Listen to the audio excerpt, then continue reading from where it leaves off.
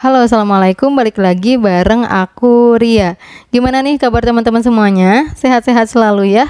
Nah, baik sebelum lanjut ke videonya, di sini aku mau minta maaf dulu nih sama teman-teman. Minal aidin wal faidin. Mohon maaf lahir dan batin. Mohon maaf kalau selama ini banyak kata-kata aku yang mungkin kurang berkenan di hati teman-teman semuanya ya. Nah, baik langsung aja di episode ini aku mau coba sharing tips perbaiki keuangan pribadi setelah Lebaran. Nah, buat yang pengen tahu pembahasannya, boleh simak video ini sampai selesai. Dan yang belum subscribe, boleh subscribe dan nyalakan loncengnya dari sekarang biar nanti dapat pemberitahuan kalau ada video terbaru dari aku. Nah, baik, langsung aja yang pertama, tips perbaiki keuangan pribadi setelah Lebaran yaitu cek kondisi keuangan saat ini. Jadi silahkan dihitung ya berapa uang yang tersisa, berapa tabungan teman-teman yang tersisa ya.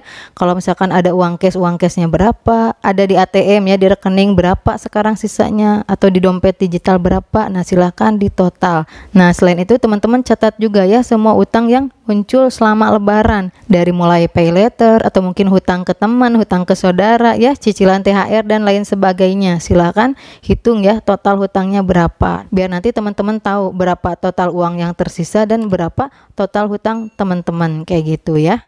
Kemudian yang kedua, tips perbaiki keuangan pribadi setelah Lebaran yaitu buat catatan pengeluaran Lebaran. Silahkan dirinci ya pengeluaran Lebaran itu apa aja. Misalkan pengeluaran untuk mudik, pengeluaran untuk membeli baju Lebaran, hampers, kemudian untuk THR ya ke saudara-saudara, keponakan, kemudian untuk makan-makan, untuk kue Lebaran dan lain sebagainya. Silahkan dirinci. Nah, nanti ketahuan mana sih pengeluaran yang sekiranya tidak terlalu penting. Nah, jadi bisa di skip ya untuk di tahun berikutnya. Jangan sampai di tahun depan terulangi lagi ya pengeluaran untuk Lebaran terlalu besar sehingga ngebuat keuangan jadi berantakan. Kemudian yang ketiga, tips perbaiki keuangan pribadi setelah Lebaran yaitu stop dulu belanja yang kurang penting. Nah, mulai dari sekarang stop dulu belanja yang kurang penting ya, apalagi belanja dadakan. Pokoknya fokus aja pada yang menjadi kebutuhan biar teman-teman nggak terlalu banyak pengeluaran ya. Sekarang kan kondisi keuangannya lagi berantakan. Kalau perlu nih sekiranya teman-teman nggak bisa nahan nih belanja, ngelihat aplikasi belanja online ya, e-commerce, uninstall aja dulu ya, hapus aja dulu sementara waktu aplikasinya. Nah, nanti kalau sekiranya dirasa perlu untuk membeli kebutuhan, silakan diinstal lagi. Kalau memang kata aku tadi ya teman-teman sering tergoda dan susah banget kendaliinnya, silahkan hapus. Tapi kalau misalkan teman-teman nggak dihapus juga nggak tergoda ya silahkan nggak usah dihapus ya. Ini buat teman-teman yang sekiranya susah mengendalikan diri kalau ada aplikasi belanja online-nya kayak gitu ya. Kemudian yang keempat, tips perbaiki keuangan pribadi setelah Lebaran yaitu susun ulang anggaran bulanan. Nah, jadi silakan budgeting lagi, disusun ulang, kemudian disiplin ya, sesuaikan pengeluaran dengan penghasilan teman-teman dan usahakan sisihkan 10% untuk nabung, terutama menabung dana darurat. Itu sangat penting. Bila mana ada pengeluaran dadakan, teman-teman gak mesti nyari pinjaman sana sini atau menambah hutang lagi kayak gitu ya. Kemudian yang kelima, tips perbaiki keuangan pribadi setelah Lebaran yaitu cicil utang satu persatu. Nah, makanya kata aku tadi fokus aja dulu pada apa yang menjadi kebutuhan ya. Jangan terlalu banyak keinginan, jangan beli-beli yang kurang penting. Agar apa? Agar bisa nyicil bayar hutang satu persatu sambil bisa menyisihkan untuk menabung dana darurat juga. Kalau teman-teman masih tergoda pengen beli ini, beli itu yang kurang penting, ya boro-boro untuk nabung ya, boro-boro untuk bayar hutang, bisa jadi malah nambah hutang. Jadi silakan dicicil satu persatu hutangnya. Utamakan nih cicil hutang yang bunganya cukup besar atau mungkin yang jatuh temponya lebih duluan kayak gitu ya.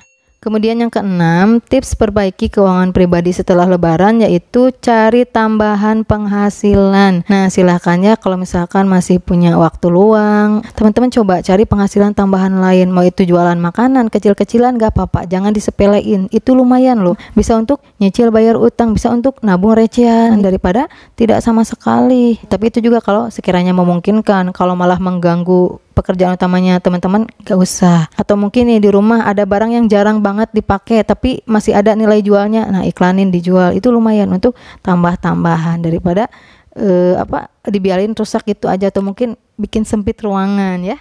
Kemudian yang ketujuh, tips perbaiki keuangan pribadi setelah Lebaran yaitu kembali ke kebiasaan hemat. Nah, silakan balik lagi ke kebiasaan hematnya ya, masak sendiri di rumah.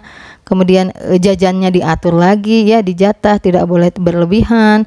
Bawa bekal dari rumah buat istirahat makan siang, silahkan. Pokoknya balik lagi ke kebiasaan hemat kalau pengen keuangan teman-teman kembali pulih cepat stabil kayak gitu ya. Insya Allah kalau teman-teman mau mencoba untuk mempraktikkan ketujuh tips ini dengan konsisten dan disiplin, keuangan teman-teman akan cepat pulih, akan cepat membaik. Amin ya Allah ya Rabbal Alamin. Nah oke, mungkin cukup sekian pembahasan di episode malam ini mengenai tips perbaiki keuangan pribadi setelah Lebaran. Sekali lagi aku nggak ada niatan untuk menggurui, aku cuma pengen sharing aja. Mudah-mudahan video ini bisa bermanfaat buat teman-teman semuanya.